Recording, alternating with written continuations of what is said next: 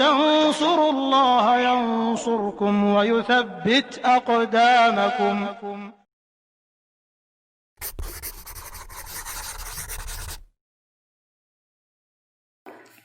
Assalamualaikum warahmatullahi wabarakatuh.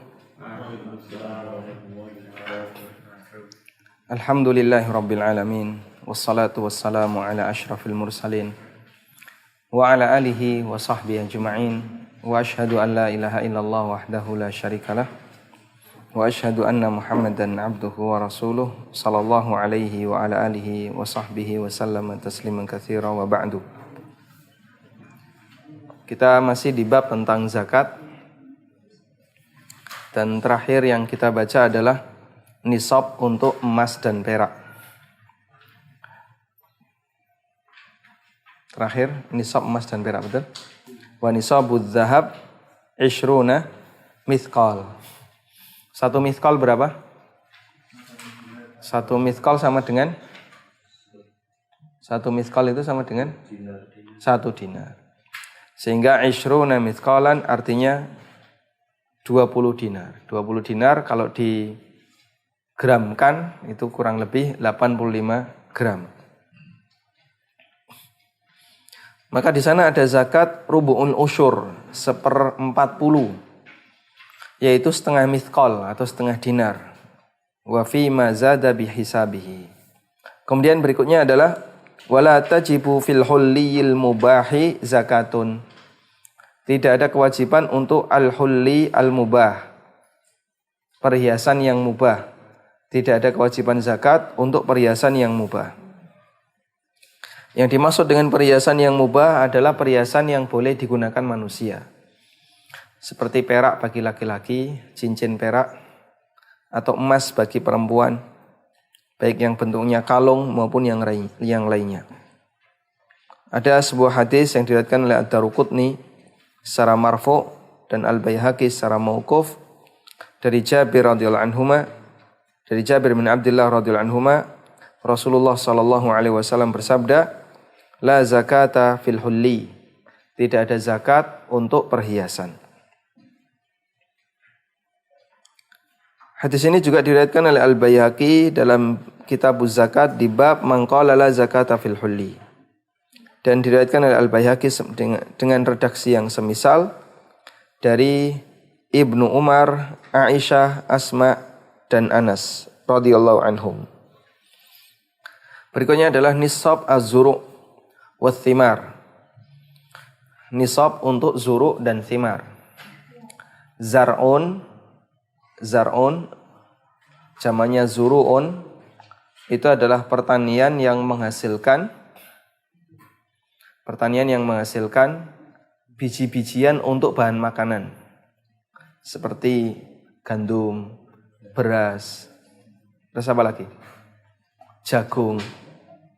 Itu namanya zuru'.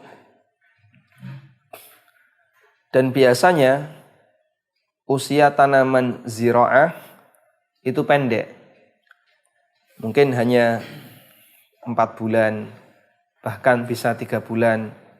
Bahkan dengan teknologi tertentu bisa sebulan. Dan Allah Subhanahu wa ta'ala memberikan kepada manusia bahan pangan yang lebih banyak sesuai dengan jumlah mereka. Dulu tanah sawah itu banyak. Dulu ya. Tanah sawah banyak sekali. Masih jarang perumahan. Masih jarang pembangunan. Pelebaran jalan juga tidak banyak. Tapi beras jarang, sedikit. Kenapa beras sedikit padahal sawah banyak? Karena dulu panen cuma setahun sekali. Pas musim rendeng tok, panen itu 6 bulan. Terus panen. Setelah itu nganggur, ditanduri kacang, kadang ditanduri lombok atau polowijo yang dia nggak butuh banyak air. Sejalan dengan perkembangan zaman, pembangunan banyak di mana-mana, ada banyak perumahan, tanah-tanah sawah digusur. Tapi nyatanya beras ada di mana-mana. Makanya teori ketakutan manusia, bahwa dengan banyaknya manusia nanti kita akan saling rebutan bahan makanan, itu terjadi di masa silam sebelum teknologi pangan ada. Akhirnya menurut teori ini, maka kita harus menekan angka kelahiran manusia, lalu mereka buat KB. Ternyata teori itu gagal. Dan tidak benar. Terbukti sawah makin sempit, tapi beras melimpah. Dulu sawah banyak, orang bisa makan 2 kali sehari. Bahkan sehari sekali. Bahkan itu pun dicampur dengan apa? Bulgur. Campur dengan telo, campur dengan ini, campur dengan ini. Untuk bisa makan nasi pulen seperti sekarang, orang zaman dulu jarang. Allah Subhanahu wa taala memberikan rezeki kepada umat manusia sesuai yang Dia kehendaki. Sehingga jumlah manusia yang banyak tidak mengurangi jatah rezeki mereka. Kita tetap bisa makan nasi, bahkan buang-buang ya. Sampai sego garing, sego basi itu hampir ada tiap hari. Kalau dulu jangankan garing, jangankan basi, sampai kerak-kerak dikeroki. Saking jarangnya orang bisa makan. Nah, sekarang sisa-sisa. Dikasih kerak tidak mau orang sekarang. Ya, kecuali kerak yang buatan sendiri ya. Sudah jadi jajan. Kalau dulu kerak jadi makanan pokok. Kemudian thimar. Thimar itu pepohonan penghasil bahan makanan pokok tapi bentuknya buah-buahan. Contohnya apa Pak? Kurma, anggur, terus apa lagi? Tin, zaitun. Nah biasanya buah-buahan seperti ini usianya lebih panjang. Kurma itu mati berapa tahun? Wallahu a'lam. Berapa tahun anggur itu mati? Wallahu a'lam. Dia tumbuh, merayap-merayap kemana-mana, berjanjang gitu ya. Tahun ini panen. Bulan berikutnya, sekian bulan lagi, panen lagi. Atau tahun depan, panen lagi. Dan begitu seterusnya. Dan dia dijadikan sebagai bahan makanan pokok. Anggur dikeringkan jadi zabib. Jadi kismis. Dan itu bahan makanan pokok. Dulu orang muluk kismis. Muluk anggur, kismis. Sebagaimana mereka makan kurma. Sekarang kismis tetap ada dan anggur juga ada. Dan jumlahnya lebih banyak. Di zaman Nabi SAW, kadang sahabat hanya punya 1 dan 2 butir kurma di rumahnya. Loh, padahal ketika itu kan kebun kurma masih banyak. Yang namanya lahan di kota Madinah antara pemukiman dengan yang tidak ada pemukiman banyak mana? Yang nggak ada pemukiman. Penduduknya masih sedikit. Itu pun terpencar-pencar dikit-dikit. Masih banyak lahan-lahan pertanian. Tapi kurma sedikit. Sekarang Masya Allah, dengan jumlah jamaah haji dan jamaah umroh yang segitu banyaknya. Nggak ada ceritanya 2 kota suci kekurangan kurma, itu nggak ada. Padahal dulu Aisyah radhiyallahu anha datang pengemis, seorang janda membawa 2 anak putria, anak perempuannya, cuman dikasih setengah butir kurma. Yang setengahnya dimakan, yang setengahnya dikasihkan. Subhanallah. Sahabat dulu perjalanan jauh ketika melakukan jihad dipimpin oleh Abu Ubaidah bin Jarrah, masing-masing dikasih berapa? 1 butir kurma. Tidak dikunyah tapi dikulum, disesep. Sekarang dikasih kurma, tidak mau. Ya. Maka teori tadi benar ya. Atau teori yang disampaikan oleh orang barat, kalau kita nanti tidak membatasi perkembangan manusia, maka orang akan saling berantem, berebut makanan, ternyata itu salah. Dan manusia tetap bisa eksis hidup dengan jumlah mereka yang semakin banyak. Dan ternyata bahan makanan banyak. Ya, meskipun katanya itu memberikan efek makanan kita jadi nggak sehat. Sehingga kalau dulu makan beras itu sehat, sekarang makan beras nggak sehat. Iya nggak? Pada menghindari beras, pada menghindari nasi. Oh, padahal dulu itu makanan yang mahal. Orang-orang sakit dikasih itu. Sekarang kebalikan. Ya. Sehingga yang dulu dijadikan sebagai kobokan, ijik ya, air dikasih jeruk. Sekarang jadi infus water. Sesuatu yang bernilai. Padahal dulu kobokan. Dulu kelihatannya itu disia-siakan. Daun kelor, sekarang nilainya mahal. Baik. Nah, thimar itu yang bentuknya kayak tadi. Nah, tidak semua thimar itu dizakati. Yang dizakati adalah yang menjadi bahan makanan pokok. Seperti anggur, kurma, kemudian zaitun. Itu dizakati. Zakatnya berapa? Khamsatu ausuk 5 wasak. Berdasarkan hadis riwayat Bukhari Muslim, Nabi SAW bersabda, laisa fima duna khamsati ausukin minat tamri sadaqah.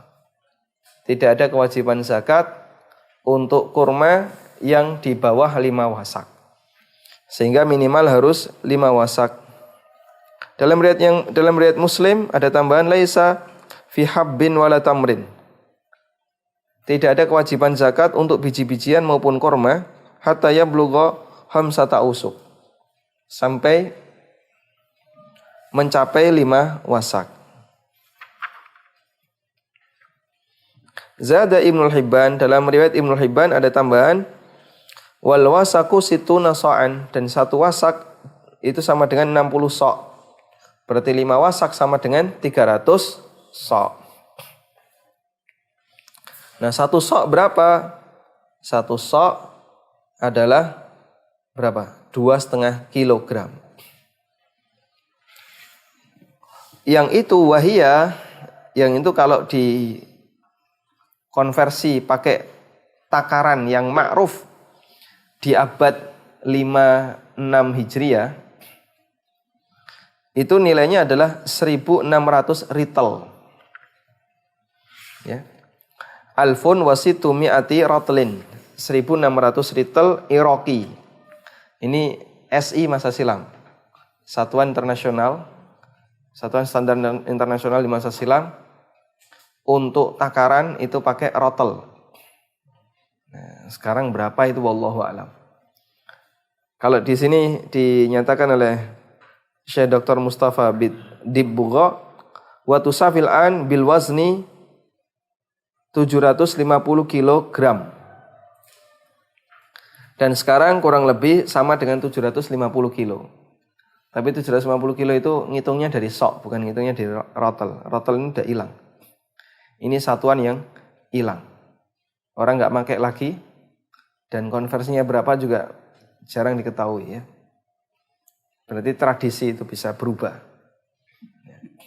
Ketika manusia melupakannya, lupa hilang. Karena tidak pernah lagi digunakan. Nah, kita bisa ngitung 750 tadi dari mana? 300 kalikan berapa? 2,5. 2,5 itu berapa? 2,5 kilo itu berapa? 1 sa'. Nah, maka zakat fitrah yang itu nilainya 1 sa' adalah 2,5 kilo beras. Meskipun ada yang menganjurkan dilebihkan jadi 2,8. Wa fiha, dan zakatnya adalah dirinci. Insukiyat bima is-sama awis sayhi al-ushru. Kalau dia dikasih air dengan mengandalkan hujan atau dari aliran sungai al-ushru, maka zakatnya 1/10.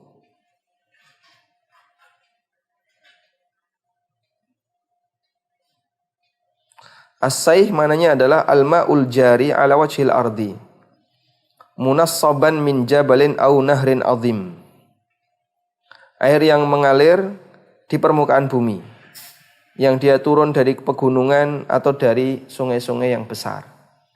Dibendung, kemudian mengalir ke kanan dan ke kiri. Dibendung lagi nanti mengalir ke kanan dan ke kiri. Teknologi bendungan sudah ada sejak kapan?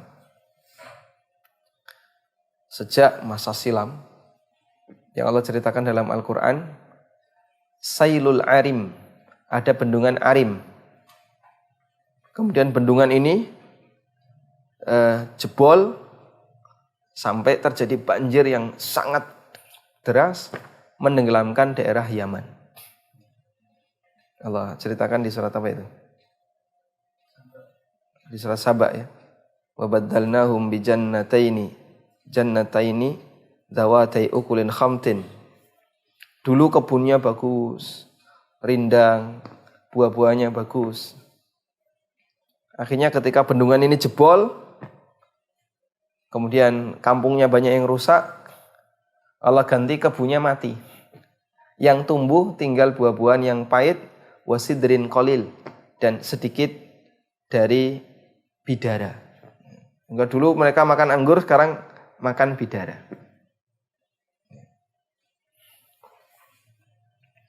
Disebabkan karena mereka tidak bersyukur kepada Allah.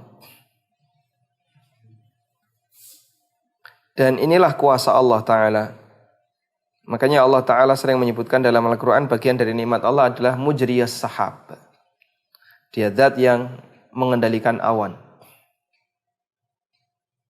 Kalau kita mempelajari dulu waktu SMA atau waktu SD, hujan terjadi karena air laut menguap, kemudian terkondensasi, lalu jadi awan, kemudian dia mengalir, dia terbang kemanapun yang Allah kehendaki.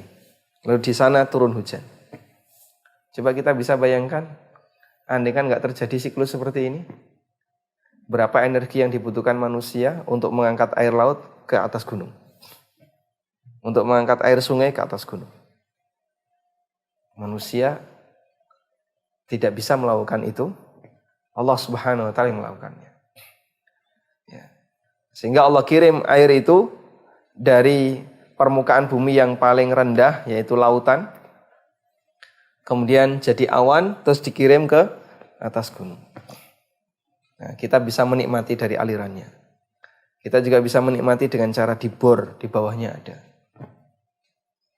Padahal itu kalau pakai energi manusia, wallahu alam, berapa energi yang akan dibutuhkan oleh manusia.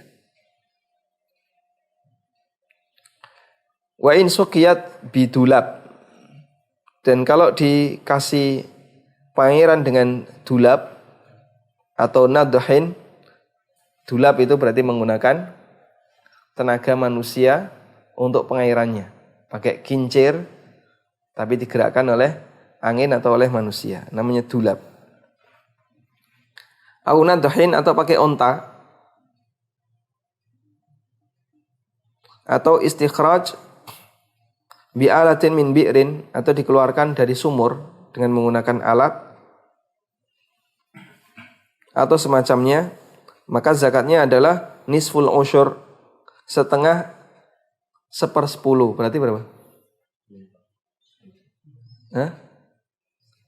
Nisfu itu setengah, al usyur 1/10, berarti berapa? 1/50. 1/50 itu berapa? 5%. Iya.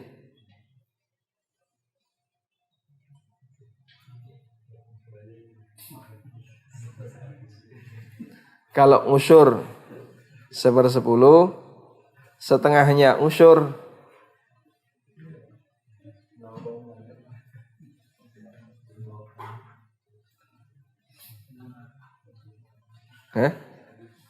al usyur itu 1/10. 1/10 berapa persen?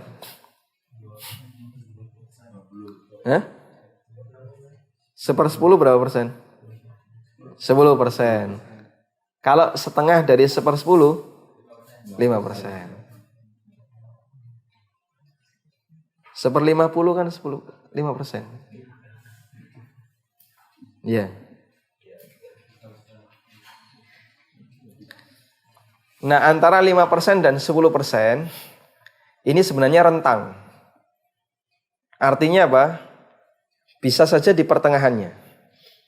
Tergantung sejauh mana keterlibatan tenaga manusia di situ. Sehingga batasan yang diambil oleh ahli fikih berdasarkan hadis riwayat Bukhari dari Ibnu Umar radhiyallahu anhuma dari Nabi sallallahu alaihi wasallam, beliau bersabda, "Fima saqqatis sama'u wal uyunu aw kana athariyan al-ushru wa ma suqiya bin nadhi nisful ushur." Jika hanya mengandalkan air hujan atau mata air, maka 1/10. Tapi kalau pakai pengairan tenaga manusia atau binatang, ada namanya onta nadih, onta yang tugasnya untuk pengairan, maka setengah dari 1/10 atau 5%. Dalam riwayat Abu Dawud, aukana ba'lan al-ushur. Jika menggunakan ba'al onta, maka di situ ada 1/10.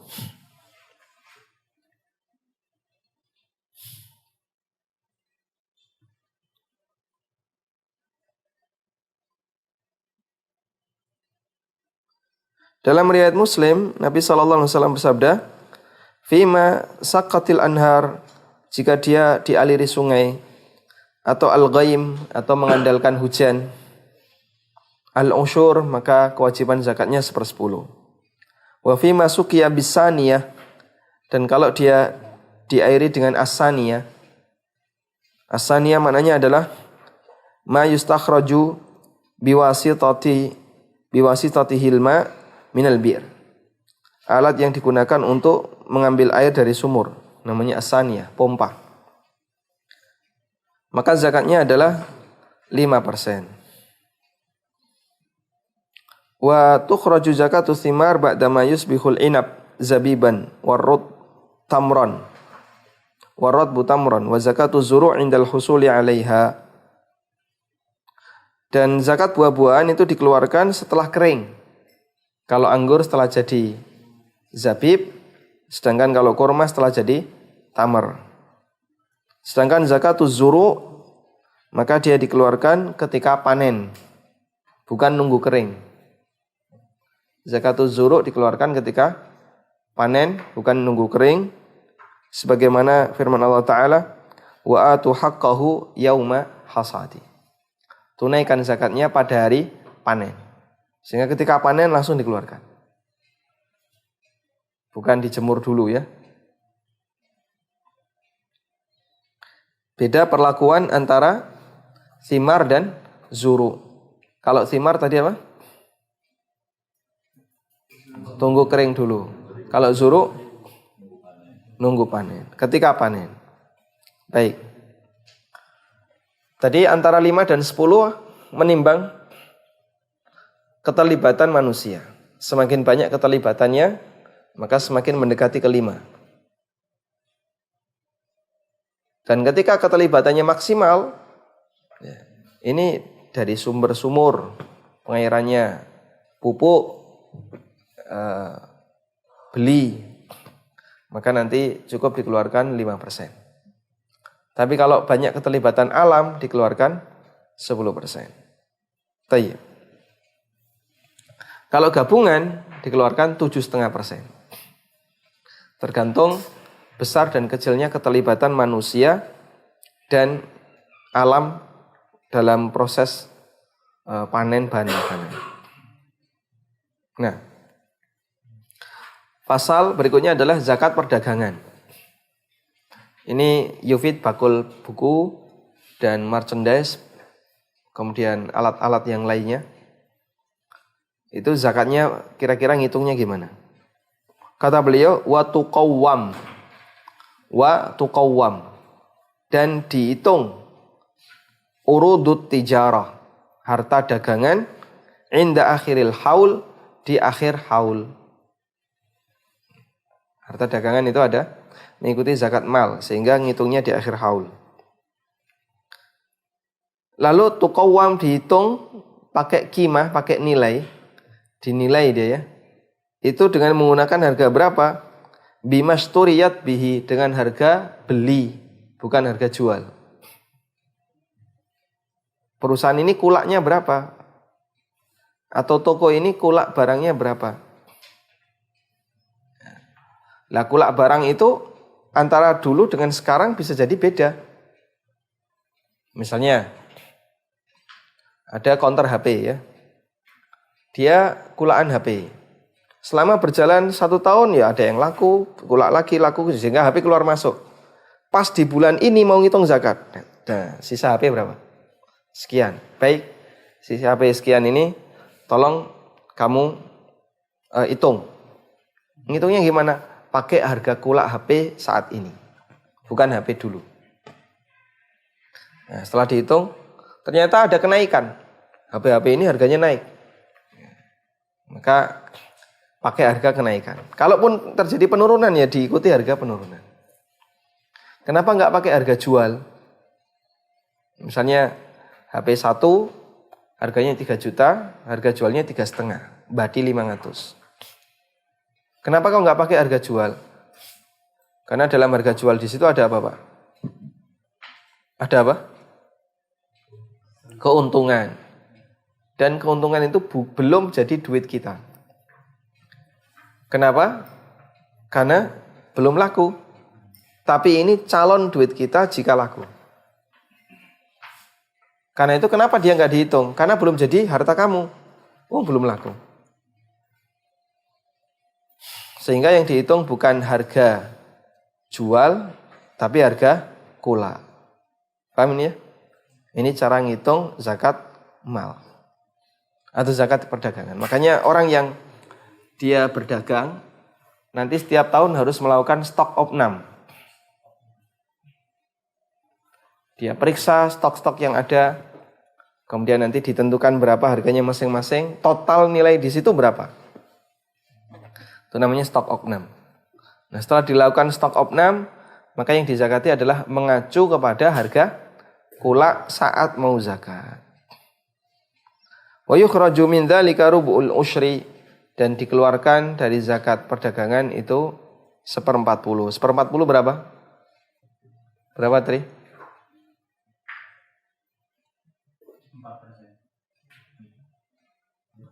1/50 5%, 1/40 4%, 1/20 2%.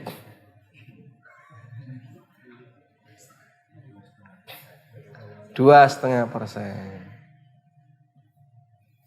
Faslun, zakatul ma'adin warrikaz. Wa mastukhrija min ma'adinid dhahabi wal fiddah. Barang tambang berupa emas dan perak yang berhasil dikeluarkan, maka diberikan zakatnya sebesar 1/40 filhal ketika dapat. 2,5% langsung dibayar. Wa ma yujatu minar rikas fa fihil khumus. Sedangkan kalau rikas maka zakatnya 1/5. 1/5 itu berapa? 20%. Contohnya gimana, Pak? Bedakan antara tambang emas perak dengan harta rikaz, harta karun. Harta di muka bumi ini ada 3 macam. Pertama, bahan mentah, seperti biji emas, biji perak, barang tambang, dan seterusnya. Maka ini masuk kategori ma'adin.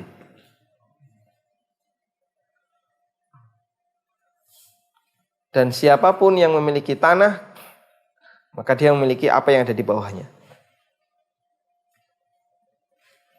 Sehingga dia berhak untuk memanfaatkan apa yang ada di bawahnya. Yang kedua, benda yang sudah jadi, tapi ada di permukaan. Benda yang sudah jadi ada di permukaan. Pinggir jalan atau di sampah. Kita nemu misalnya gelas emas. Maka kita pastikan ini pasti ada yang punya. Orangnya kehilangan ini. Nah, karena kehilangan, maka tidak boleh kita manfaatkan, tapi harus diumumkan dulu. Selama berapa? 1 tahun. Nanti kalau ada yang minta, kita kasihkan sesuai dengan kalau kita yakin bahwasanya dia adalah pemiliknya. Yang ketiga, barang jadi tapi tersimpan dalam dasar tanah. Tersimpan di tanah, mungkin 20 meter keduk-keduk dapat. atau sekian meter, ketika ngedui sesuatu dapat. Nah, inilah yang dimaksud dengan rikas. Ini yang dimaksud dengan rikas. Definisinya apa?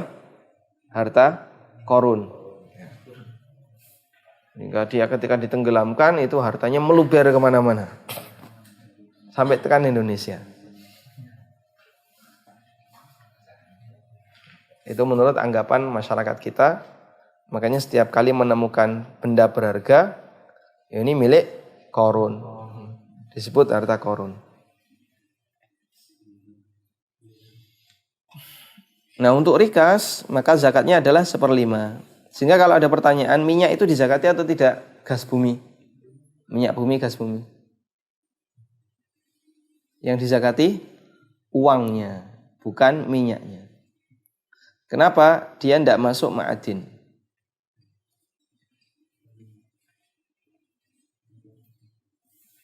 Wallahu a'lam. Faslun, pasal ya. Wajib untuk zakat fitrah. Boleh disebut zakat fitrah, boleh disebut zakat fitri. Boleh fitrah, boleh fitri. Bedanya apa? Nama resminya dalam dalil adalah zakat fitri. Zakatul fitri. Amarona Rasulullah SAW zakat al-fitri. Sebagaimana perkataan banyak sahabat. Dan istilah fitrah itu istilahnya ulama. Sehingga disebut zakat fitrah, itu istilah lain dari zakat fitri. Kenapa disebut zakat fitrah? Fitrah artinya jiwa. Karena zakat ini adalah kewajiban setiap individu, setiap jiwa. Ini sebagaimana keterangan An-Nawawi. Dan dia wajib dengan 3 syarat. Yang pertama Islam, orang kafir nggak wajib zakat fitrah. Yang kedua, ghurubus syamsi min akhiri yaumin min syahri Ramadan. Terbenamnya matahari di hari terakhir Ramadan. Yang dimaksud terbenamnya matahari di hari terakhir Ramadan, ini adalah waktu fitri. Ini disebut waktu fitri. Karena besok sudah tidak puasa. Sehingga begitu selesai malam terakhir atau selesai hari terakhir Ramadan, masuk malam 1 Syawal, berarti sudah masuk berbuka, tidak lagi berpuasa. Itu yang dimaksud dengan apa tadi? Waktu fitri. Antum catat ya. Ghurubus syamsi min akhir yaumin min syahri Ramadan adalah waktu apa? Fitri menurut jumhur ulama. Kalau Hanafiyah terbit matahari.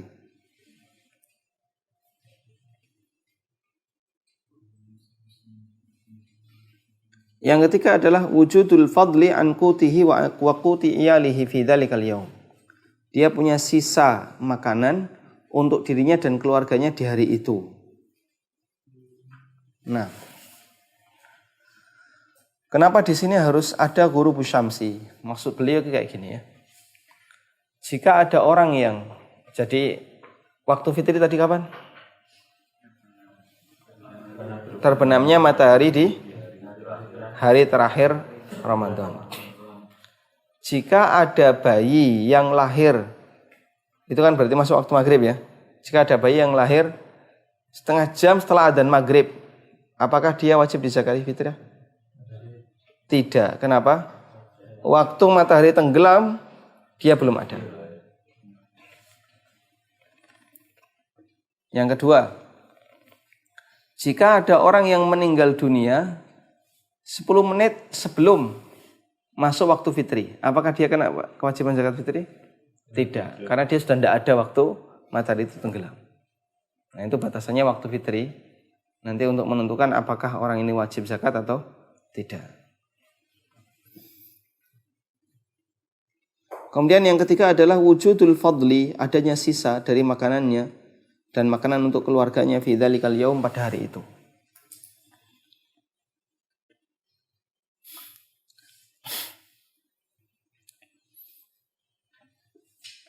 Misalnya ada orang yang punya beras 2 kilo. Itu puasa terakhir. Kalau ternyata besok ini dimasak 1 kilo, berarti sisa berapa? 1 kilo. Maka dia wajib zakat 1 kilo. Meskipun kurang. Wa yuzakki an nafsihi, dan dia memberikan zakat atas nama dirinya. Wa amman talzamuhu nafaqatuhu, atau kepada orang yang wajib dia kasih nafkah di kalangan kaum muslimin. Sa'an min quti baladihi, satu sa' dengan mengambil quti baladihi, bahan makanan pokok di negerinya. Nah, dan itulah berarti dia membayar zakat fitrah sesuai dengan apa yang menjadi kewajibannya, satu sok bahan makanan masyarakat di negerinya. Wa yuzakki an nafsihi, dan dia memberikan zakat fitri atas nama dirinya. Wa amman talzamuhu nafaqatuhu, dan kepada orang yang wajib dia nafkahi di kalangan kaum muslimin, satu sok dari makanan negerinya. Wa qadruhu khamsu artalin wa thuluthun bil Iraq, dan satu sok itu sama dengan 5/3 artol Iraqi. Nah, tadi sudah kita sebutkan ya. Rotel itu satuan di masa silam yang kita tidak tahu. Ya, kalau sekarang ya antara 2,5 kilogram. Meskipun itu berbeda-beda antara satu komoditas dengan komoditas yang lain. Tergantung apa? Berat jenis, massa jenis. Coba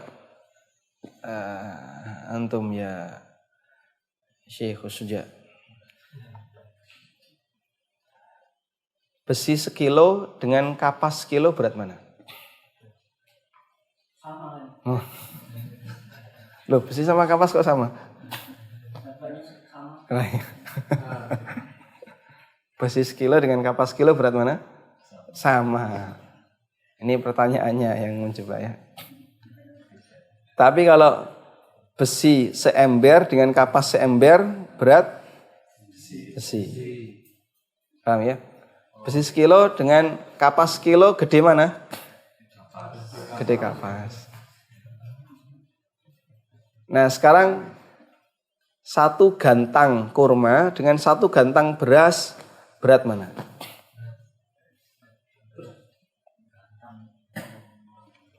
Anggap satu gantang satu sok ya.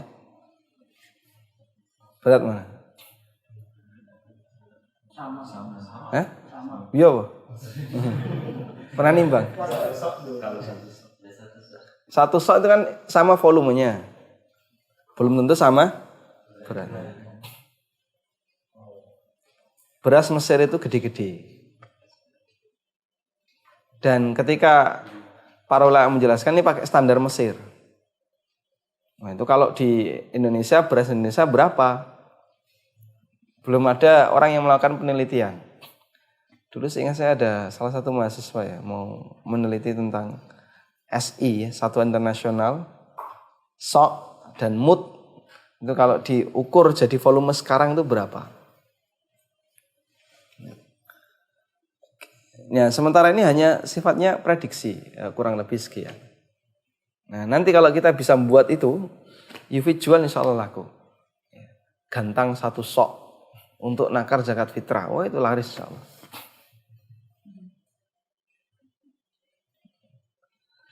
Dan aslinya ya menggunakan 4 kali mut.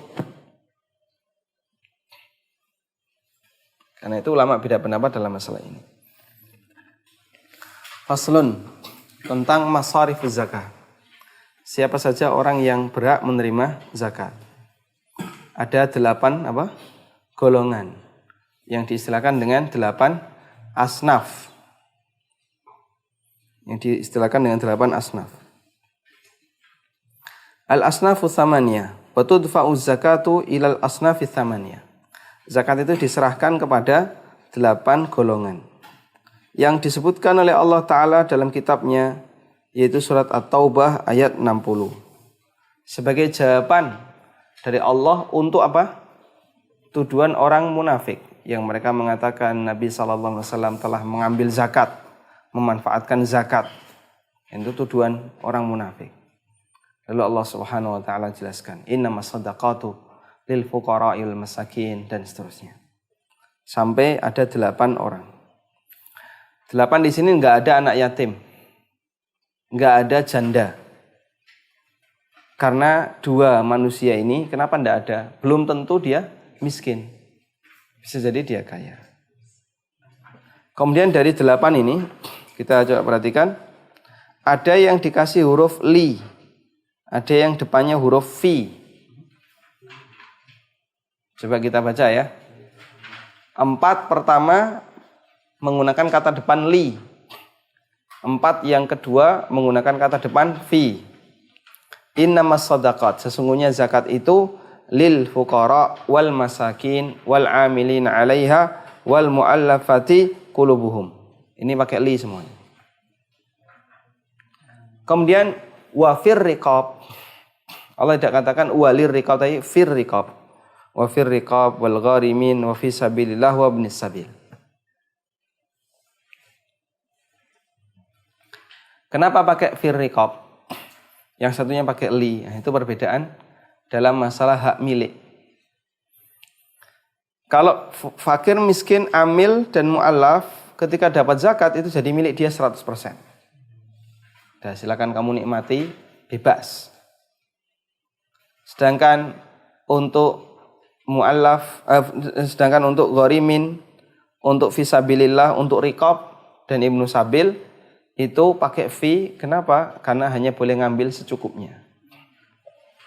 Misalnya budak, dia harus merdeka dengan membayar 100 juta. Lalu dia dikasih zakat, dia sudah nyicil 50 juta dari donasi-donasi. Masih 50 juta. Lalu dia dikasih zakat 70 juta. Maka yang boleh dia ambil hanya 50 untuk distorkan ke tuannya, lalu dia merdeka. Yang 20 dikembalikan ke Baitul Mal. Gharimin juga gitu. Utangmu berapa? 10 juta. Penuhi. Sisa, kemarin kasih 15 kan, sisa 5 juta kembalikan. Karena fungsinya hanya untuk menolong sesuai dengan kadar yang boleh diberikan kepadanya. Termasuk fisabilillah dan ibnu sabil. Sehingga ini bukti bahwasanya zakat itu la yajuzu ayyutamawwalu minha.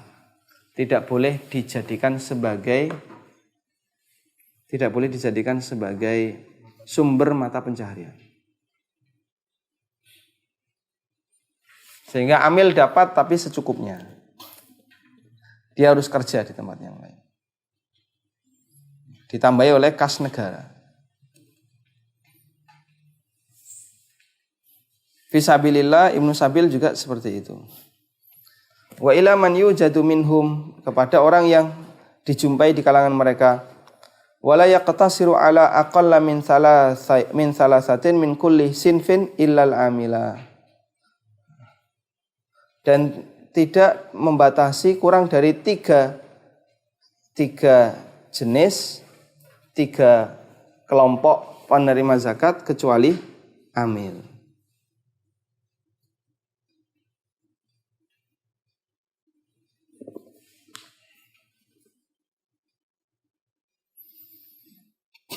Nah, ini beberapa yang boleh dapat zakat. Ada hadis Nabi SAW yang diriwayatkan oleh Abu Dawud, Tirmidzi dan yang lainnya dari sahabat Abdullah bin Amr bin As radhiyallahu anhuma.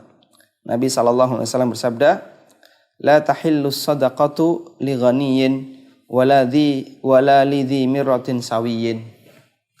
Tidak halal zakat diberikan kepada orang kaya atau orang yang dzu mirratin sawi, orang yang memiliki kekuatan yang sempurna. Dzumiratin sawi. Ada pemuda, badannya bagus, sehat, durung nikah. Kenapa enggak wani rabi, Pak? Belum dapat pekerjaan, saya pemuda miskin. Dia dapat zakat enggak? Enggak boleh. Loh, ini kan pemuda miskin.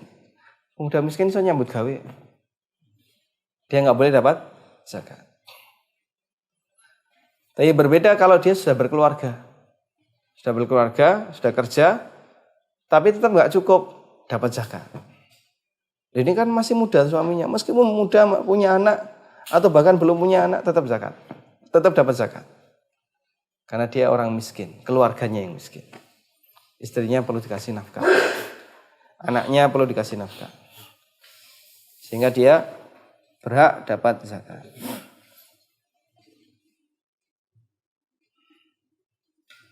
Di sini tidak ada penjelasan batasan mu'alaf dan batasan-batasan yang lainnya. Semoga nanti bisa kita baca di kesempatan yang lain. Dan di footnote juga kita tidak menjumpai detail ya. Kita coba sebutkan definisi masing-masing 8 asnaf menurut keterangan Syekh Dr. Mustafa Budibuwo. Fuqara adalah alladzina la yaqdiruna ala syai'in yaqa'u mauqi'an min hajatihi. Fuqara itu orang yang tidak punya kemampuan untuk memenuhi kebutuhannya. Dia butuh 10 tapi cuma punya 2. Yang masakin, mereka adalah orang yang tidak mampu mencukupi kebutuhannya meskipun dia sudah bekerja.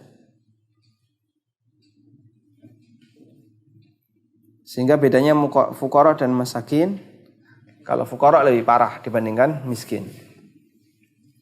Amilin, mereka adalah yang diperbantukan oleh pemerintah untuk mengumpulkan zakat. Mu'allaf adalah orang yang masuk Islam dan masih lemah Islamnya. Bapak saya mu'allaf. Tahun berapa masuk Islam? Tahun 90-an. 90 sampai 2019 masih disebut mu'allaf.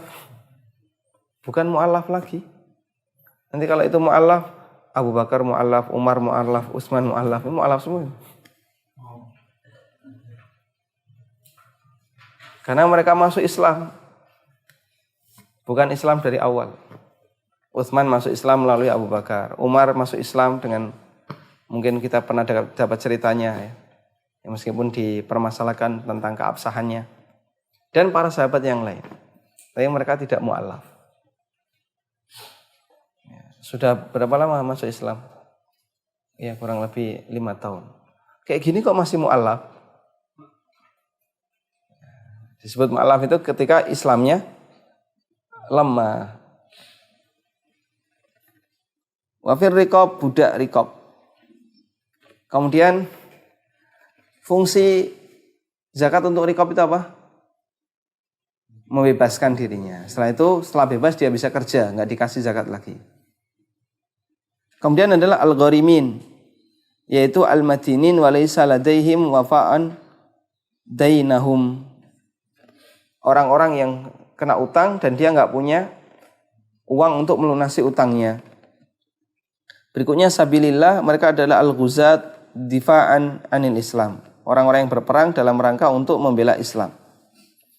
Wala ta'widulahum min baitil mal, dan dia tidak punya jatah dari baitul mal, nggak digaji negara. Kalau sudah digaji negara nggak dapat zakat. Kemudian ibnu sabil, yaitu orang yang melakukan safar dan dia kehabisan bekal, lalu tidak bisa tinggal di sini.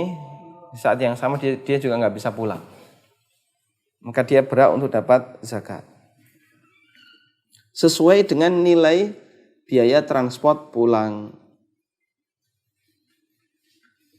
Nah,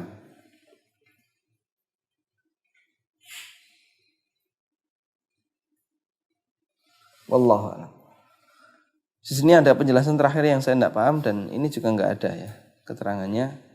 Wala yaqtasiru ala aqalla min thalathatin min kulli sinfin illal amila. Dan tidak boleh membatasi minimal 3 orang dari setiap jenis kecuali amil. Wallahu a'lam.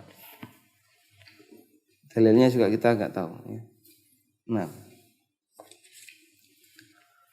ada 5 orang yang tidak boleh dikasih zakat. Pertama adalah al-ghaniyu bimalin au kasbin, orang yang berkecukupan, baik karena dia punya harta atau punya pekerjaan. Yang kedua adalah budak. Yang ketiga Banu Hashim dan Banul Muttalib. Banu Hashim itu kakek buyutnya Nabi SAW. Karena Banu Muttalib saudaranya Hashim. Hashim dan Muttalib ini bersaudara. Nah, Muthalib ini yang dulu mengasuh Abdul Muthalib. Maka disebut Abdul Muthalib, budaknya Al-Muthalib. Dan Nabi SAW melarangnya. Bahkan Hasan pernah mengambil onta zakat. Lalu sudah dimakan. Kemudian oleh Nabi SAW disuruh untuk muntahkan. Kah. Liut roha. Kah. Coba dilepeh. Dilepeh ya. Dilepeh itu diapakan? Beda ya. Dimuntahkan sama dilepeh itu beda ya. Indonesia tidak punya bahasa dilepeh. Dikeluarkan dari mulut. Itu bisa nyembur. Bisa itu. Disembur itu bahasa Indonesianya apa? Sembur. Dispraykan. Semprotkan.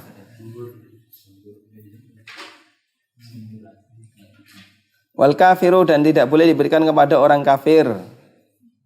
Wa man talzamul muzakki nafaqatuhu la yadfa'uha ilaihim bismil fuqara wal masakin. Dan setiap orang yang wajib dinafkahi oleh muzakki, maka dia tidak boleh dapat zakat dari muzakki. Ini kan fakir miskin. Lah anakku kabeh fakir miskin. Orang nyambut gawe. Isane mong njaluk. Anak-anak kecil itu fakir miskin. Anaknya raja juga fakir miskin, bayi kan. Karena mereka wajib dinafkahi dan sudah dicukupi kebutuhannya oleh kepala rumah tangga. Dan seperti itulah kehidupan ini.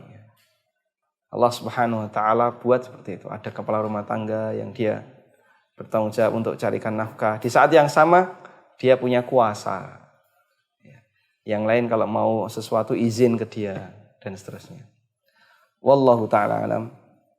Demikian yang bisa kita sampaikan, dan pertemuan berikutnya kita akan membahas tentang asyam, tentang puasa.